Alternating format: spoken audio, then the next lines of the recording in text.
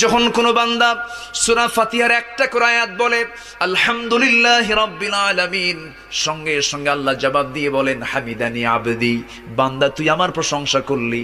আর রহমানির রহিম যখন বলে আল্লাহ বলেন আসনা আলাইয়া আবদি। মালিক ইয়াউমিদ্দিন যখন বলে আল্লাহ বলেন মাজ্জাদানি আবদি। এরপরে যখন বলে ইয়াকা না'বুদু ওয়া ইয়াকা নাস্তাঈন পর্যন্ত যখন বলে আল্লাহ বলেন বান্দারে তুই আমার কাছে কি চাস, প্রাণ খুলে চারে বান্দা। ইহদিনাস সিরাতাল মুস্তাকিম থেকে শুরু করে নিয়া ওয়ালাদ-দাল্লিন পর্যন্ত যখন বান্দা বলে তখন আল্লাহ বলেন বান্দা নামাজের মধ্যে এমন প্রেমের খেলা খেললি, বান্দা তুই যা চাইলি সব আমি আল্লাহ কবুল করলাম। ওই বান্দা যখন রুকুতে যায় আল্লাহ তখন অস্থির হন।